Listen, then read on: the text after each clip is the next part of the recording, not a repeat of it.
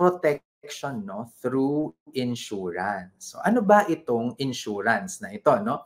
So ang insurance, no, ito ay isang paraan na nag-transfer tayo ng risk o panganib o na risk na mawalan tayo o mangailangan tayo ng pera from one entity to another in exchange for payment. At ito ay nag-i-involve ng pooling of risks over a large number of similar units such as households, persons, or businesses. So, ang nangyayari diyan talaga nagsasama-sama yung mga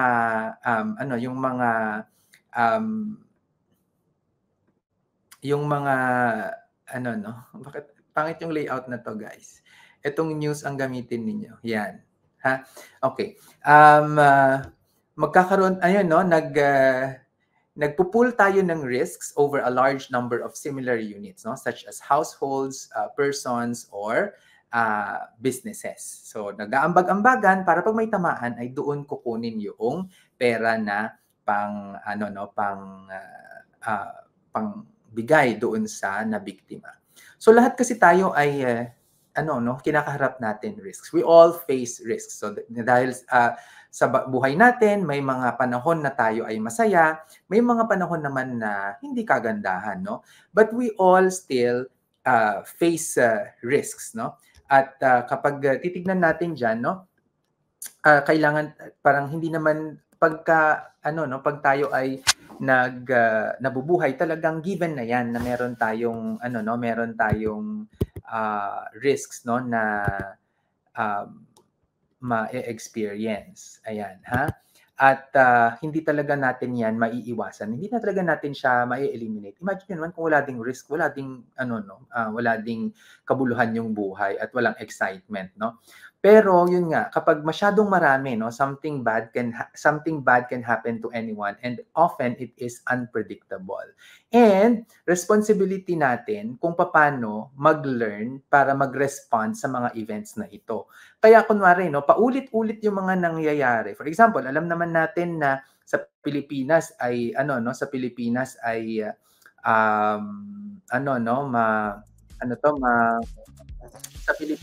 ay madalas ang bagyo, for example. So dapat talaga ay marunong na tayo on how to cope with that, no, para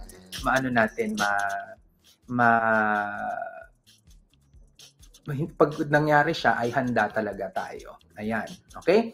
So ano ba yung mga gagawin natin to protect ourselves, no, from risks? So ito yung mga gagawin natin to protect ourselves from risk, no? Ito mga financial na pwede natin gawin. So pwede tayong mag-diversify ng ating income, pwede tayong mag-ipon, pwede tayong bumili ng mga ari-arian na pwede nating ibenta eventually, at pwede naman tayong mag-join sa mga paluwagan at mag-join din sa mga damayan. Pwede rin tayong kumuha ng loan, pero isa yan sa mga hindi ko gusto yan, no?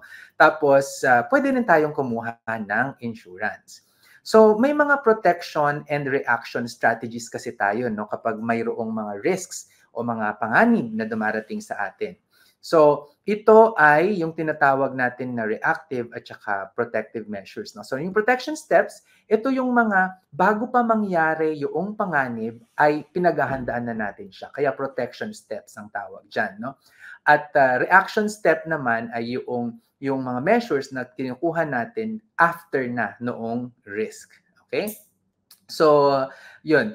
Biglan lang natin ito ng case, itong case ni Jerlyn, for example. Isa siyang OFW na domestic worker, no? At siya ay humiram sa employer niya para magkaroon ng piggery doon sa probinsya nila, no? So, siya ay binigyan naman ng 0% na loan. Pero ito yung nangyari sa kanya, no? Napinsala ng Asian swine flu at namatay lahat yung mga baboy. So yung mga baboy na yun ay parang I think 18 lahat. True to life ito, ha, pero syempre itinago na natin ang kanyang pangalan. 18 yung inahin, tapos parang 30 yung mga anak. So namatay lahat, no, yung mga yun. Kaya Ganyan nangyari. And then, nagkasakit ang tatay niya dahil dito. So, nangutang naman siya ngayon sa lending company para sa pagpapagamot ng kanyang tatay, 3.5% per month yung kanyang binabayaran doon no, sa utang niya na yon. Tapos nabagyo at nalunod yung anak niya sa baha. So, namatay yung anak niya. Ang nangyari na naman, so nangutang siya para sa pagpapalibing at ng anak niya, no? Nangutang at isinanla ang passport niya. Ang interest naman nun ngayon ay 10% per month. Nakakalungkot, 'di ba? Nakakaloka nung nakikita nagpapa-advise sa akin. Sabi ko, "Oh my God, ano bang i-advise natin dito?" Kasi no, talagang napaka-helpless noong kanyang situation. Pero marami dito sa mga nangyari sa kanya ay outside of her control. So kapag outside of her control, mas mainam talaga na protection strategies yung titignan natin Kasi yung nangyayari na ginamit ni Jerlyn, no, na siya ay nangungutang every time na may nangyayari, ay ito ay mga reaction strategies no ang tawag diyan. So, yung for example, dito na pag utang niya para magkaroon ng piggery, so para sa akin okay 'yon, na pwede naman siyang umutang para doon dahil income generating activity 'yon so pwedeng mapagkukunan. Pero kaakibat ng pagpapasok niya doon, so beforehand, dapat kumuha siya ng insurance para doon sa babuyan niya. No? Para pag napinsala ng Asian swine flu, ay mayroon siyang makiklaim doon siya insurance. So yan yung protection. So parang, pero syempre, hindi naman na niya po pwedeng anuhin, no? Parang namatay na tapos saka siya bibili ng insurance. Hindi pwede. Dapat before yon. So ito ay mga na lang no mga bagay na kailangan natin na ma-learn para hindi natin maulit yung pagkakamali ni Jerlyn. Tapos ganun din, nagkasakit yung tatay niya, ganyan, at saka namatay yung anak niya, mga ganun. No? So kasi itong mga ito dapat ay nakapaloob na siya sa family health insurance at saka sa family life insurance. Okay? So para lang makita natin yung yung dapat na gagawin. Okay. So, yan. So, ano yung mga protection strategies natin kapag may mga risks o panganib? So, ang pinakamaganda na kailangan natin gawin dyan ay mag-ipon. Kasi yan yung first line of defense talaga natin kukuha tayo sa ipon natin. Pwede rin tayong sumali sa mga mutual aid groups. No? Itong mga mutual aid groups, pwedeng mga MBA o mga mutual benefit associations. Pwede rin naman yung mga sadamayan system natin. No? Sa mga kooperatiba ay sikat na sikat po yan. Sa SEDPI po, SEDPI Katambayayong ang tawag natin dyan. No? Pwede rin tayong sumama sa mga savings and loan groups. No? Ito yung mga paluwagan o kaya sa mga microfinance institutions, sa mga kooperatiba din, mga rural banks. Tapos pwede rin tayong kumuha ng insurance. And syempre, kasi itong mga ito ay parang pansarili at saka private sector yung tinitingnan natin. No? Pero napakahalaga pa rin na mayroon dapat role ang gobyerno dito. So, for protection strategies sa mga risks, no? Lalong-lalo na doon sa mga wala talaga tayong control tulad ng bagyo, lindol, baha, ganyan. Government welfare po dapat ay very strong din. Okay? So ito yung mga protection strategies kapag may mga panganib. So magpo-focus tayo dito sa insurance. Okay? Ang mga reaction strategies naman, ito yung mga after the fact na, nangyari na, ano yung mga pwede mong gawin. So pwede kang umutang, pero hindi ko talaga siya nire-recommenda. No? Pwede ring, ito yung nangyayari, no? Magtatrabaho ka ng mas mahabang oras o maghahanap ka ng ibang mapagkakakitaan para mayroon kayong pangpuno doon sa pangangailangan na financials, no?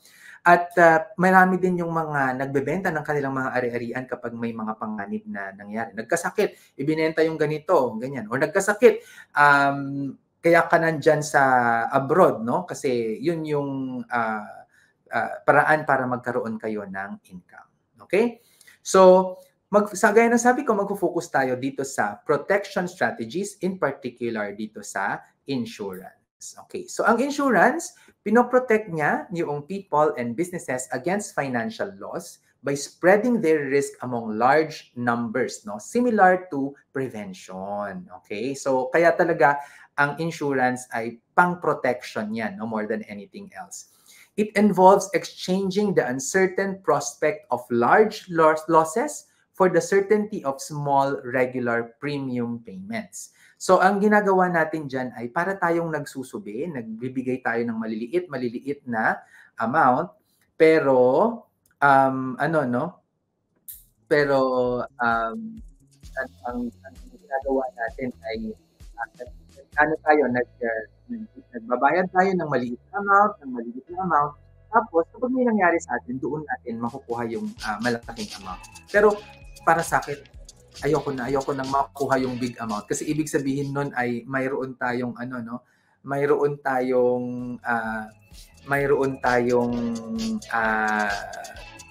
may masamang nangyari, no, tungkol sa atin. Ayan. Okay? So, yun. Ang insurance talaga ay ito yung pinaka-appropriate, no, for most uncertain Awi, talagang ino-on ko yung music, ha. Ayun, most appropriate for uncertain and expensive losses. So dapat talaga doon na tayo sa mga bagay na magkakaroon tayo ng malaking gastusin. So yun yung mga ini-insure natin. Okay? So, yun. So ang insurance, just to bring home the point, no, ito ay for protection. At according sa Insurance Commission, only 1 in 5 Filipinos have some form of life insurance. Oh, 'di ba? Pero yun naman, hindi naman natin lahat kailangan ng insurance. I'd say about in my estimate, siguro mga nasa 80% of Filipinos need life insurance. Kasi kung ikaw naman ay walang dependents o matanda ka na at wala ka na ngang dependents, ganyan, usually ay hindi mo na kailangan ng insurance. Okay? Mayroon tayong 7 principles of insurance. Hindi ko na iisa-isahin yan, pero ang pinaka-importante lang yung huli, no, na nakalagay dyan, which is itong premiums must be affordable, no? So dapat affordable daw yung premium na binabayaran natin. Ito kasi yung fee na binabayaran natin kapag tayo ay kumukuha ng insurance. So, how much is an affordable insurance? Magkano ba yung insurance na masasabing affordable? Magkano ba dapat yung affordable na insurance? So, ang affordable na insurance ay hindi tayo lumalagpas sa 5% ng ating monthly income na ibinabayad doon sa insurance natin. So, kapag lumalampas na tayo dyan, ibig sabihin, too much na yung ating too much na yung ating washing machine. Too much na yung ating pangalan nito. Too much na yung ating premium. Ayan. Okay. So, yun, no? Tapos ang insurance, syempre, dapat ay hindi natin ito itinuturing na investment, no? Kasi ang insurance premium nga, dapat ito ay kino-consider natin na expense at hindi investment, no? And a benefit is paid when risks happen as income replacement for the loss, not to grow your wealth, no? Kasi kapag growing your wealth, dapat investment yung gamit natin on its own, hindi na kailangan na dumaan pa sa isang insurance product, no? If a risk did not happen, that means you are safe and had peace of mind. So okay lang na nag-expend ka ng maliit na amount. Pero natin ay gagawin natin ay yung ating okay lang naman na yung ma-expense natin yan basta mayroon tayong peace of mind. So yun na yung parang ibinayad mo, no, for your peace of mind. Okay. Insurance and pre-need plans. Magkapareho ba yan? O ano yung pagkakaiba nila, no? So ang insurance, ito ay primarily pinoprovide as financial protection against risks, no? So for death, illness, accidents, and it ensures financial security for the insured or their beneficiaries. Ang pre-need, ito naman po ay designed para mag-provide ng future financial needs for specific services. So yung insurance against risks, itong pre-need ay for future financial needs natin. So example niyan sa pre-need, education, pension, memorial services, before they are needed, no? Bago pa natin siya kakailanganin. Ano pa yung mga types ng insurance? So, meron tayong life, health, auto, home. Sa pre-need, meron tayong education plan, pension plans, memorial, or burial plans. Ang regulator po nito ay parehong Insurance Commission. Dati kasi ang pre-need plans ay nasa Securities and Exchange Commission, ngayon ay transfer na sa Insurance Commission din, no? Payment of benefits. Yung insurance is paid out upon the occurrence of the insured event, no? Kapag at hindi mo alam kung kailan siya mangyayari, kung kailan ka mamamatay, kailan ka magkakaroon ng sakit, no? So yun siya, pinipay siya on an uncertain period kapag nag-occur yung insurable event. Sa pre-need, it is paid out when the specific need arises or at a predetermined time, regardless of any insured event. Kasi kunwari, pang education plan yan. O iba, pagka graduate yung anak mo at mag-aaral na siya for college, for example, ibabayad na sa'yo yun. No? So, mas predetermined yung time doon. Ang paggamit sa pondo ng insurance, yung makukuha mong claim sa insurance, ay mayroong freedom yung beneficiaries kung saan nila ito gagamitin. No? Unless otherwise specified doon sa insurance policy or may trust, no, na kasama dyan. No? Pero sa pre-need plans, ito ay primarily allocated sa purpose na dinefine doon sa plan. So for example, yung educational plan, pang-educational expenses siya. Yung pension, pang-pension siya. Yung burial, pang-burial services siya. Pero may mga instances na rin actually na nakikita ko na yung mga pre-need ay basta ibibigay na yung cash sa'yo, bahala ka na kung talagang gagamitin mo for education or for something else. Okay. Types of insurance. Meron tayong life and non-life insurance products. No? In life, it will give the face amount to the insured or their beneficiaries upon a certain event such as death of the individual who is insured. Yung non-life, ito yung nagpro-protect naman sa individual against losses and damages other than those covered by life. So, basta walang kinalaman sa buhay, non-life yon, no? So, pwede itong premature death, income, retirement, illness, no? Income during retirement and illness, yun yung mga life insurances yan, no? Yung non-life, ito yung mga risks covered niya, no? So property loss, yung mga liability arising from damages na caused by individuals, third party, or acts of God na tinatawag. Tapos sa life insurance, ang main products nito meron tayong whole, endowment, term, medical, and health insurance. Sa non-life, mayroon tayong auto, fire, property theft, and travel. Okay? So, ito yung mga kinds ng life insurance. Meron tayong traditional life insurance at ang isa sa mga uri niyan ay term insurance na actually ito lang yung nag-iisang life insurance na gusto ko, no, na i-recommend ko sa inyong lahat. Mayroon ding tinatawag na permanent, whole and universal insurance. Mayroon ding endowment. Tapos mayroong isang investment-linked insurance. So, traditional life, may investment-linked insurance. And then sa investment-linked, may investment-linked whole at may investment-linked endowment. So yan, ayoko na yung mga nandun sa baba. Ang gusto ko lang talaga ay yung term insurance. So bakit term insurance yung dapat na meron tayo? Okay? So term insurance yung dapat na meron tayo dahil it provides coverage for a certain period of time or a specific term. Kaya siya tinatawag na term insurance. So kung kailan mo lang siya kailangan, doon ka lang siya covered. At usually, itong term insurance ay 1 year siya, no? If the insured dies during the period specified in the policy and the policy is active or in force, the death benefit will be paid. Okay? Kaya kailangan talaga ay every year mo ito nire-renew as long as you need the life insurance. Kapag mayroon kang dependents o utang na maipapasa, usually dyan mo kailangan ng term insurance.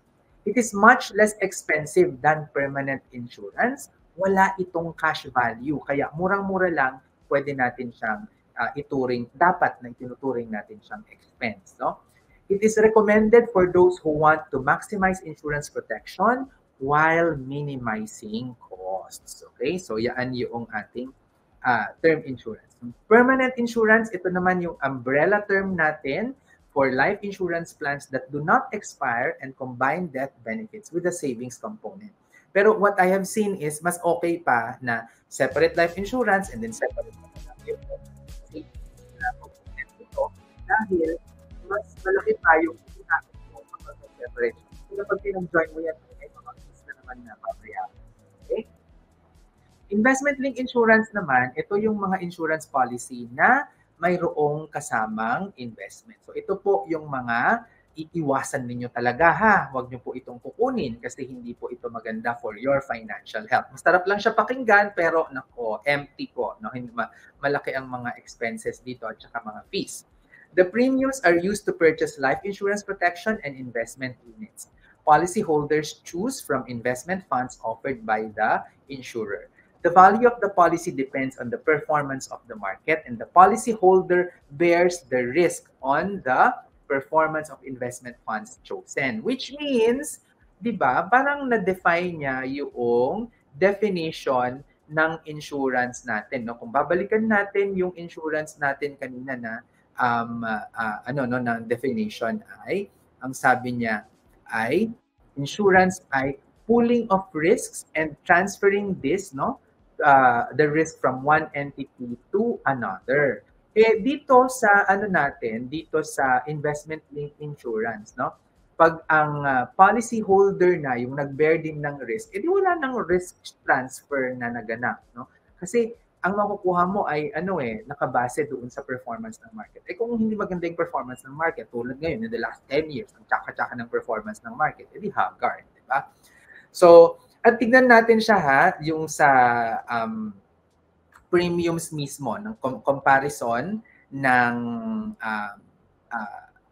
ng traditional life insurance at saka ng variable life insurance. So makikita niyo dito yung number of people insured ay 24 million noong 2020 dito sa sa traditional life insurance. Samantalang 672,000 lang. 623,000 lang yung dito sa variable life insurance. So ito po ay galing sa 2020 annual report ng Insurance Commission. Sabi niyo siguro, ay bakit naman 2020 yung binibigay mo sa amin, sir? Nako, ayan pumunta na ako sa Insurance Commission website at ang kanilang latest na report ay 2020 na na-file po nila noong January 2024.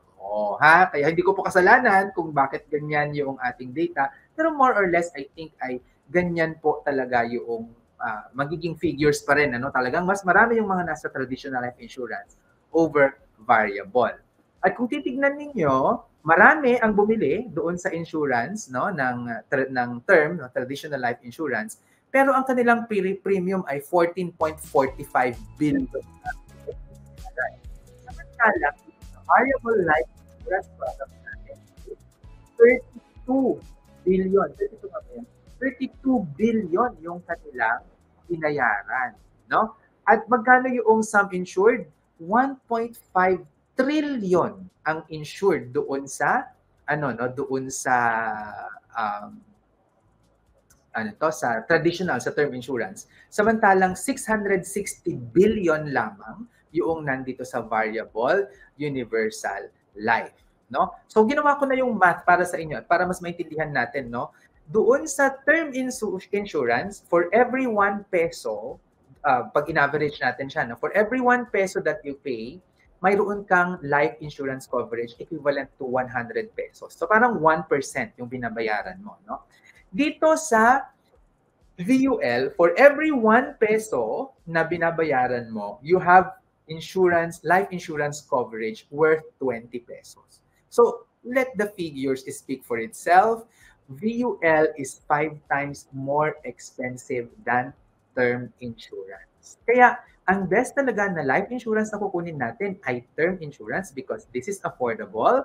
It serves your purpose to protect an asset, which is your life, no? Your properties. So ano yung mga kailangan nating hanapin dyan? Kailangan lang babayaran natin ito annually, nire-renew natin siya. Yung coverage ay dapat hanggang sa hindi mo na kailangan, which is usually kapag wala ka ng dependent. So gawa natin yan ng example, no? Yung ate ko, she is turning 50, no? 50 years old this year. At mayroon siyang 3 dependents. Meron siyang 3 anak, no? 26, 24, at saka 15. Okay? So, alin dito yung dependents pa niya? Oh, hindi niya na dependent itong 26 at 24 kasi nako matatanda na 'to. Graduate naman na 'no. So hindi na niya dependence 'yan.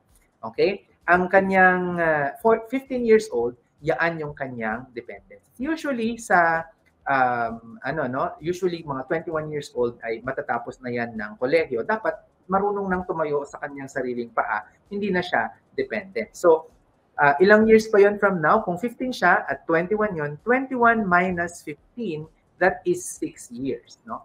So, pag 56 years old na yung sister ko, graduate na yung bunso niya, wala na siyang dependence, hindi na niya kailangang bumili ng insurance. Ha? Oh, ganun po yun ha. Sana po ay malinaw yon at masunod ninyo. No? And you should treat the premium that you pay for the term insurance as an expense at the purposes nito is for protection and not for investment. Ayan ha. Ako po si Sir Vince, ang inyong financial guro, nagsasabing ang pagyaman na pag-aaralan at napagtutulungan. Okay.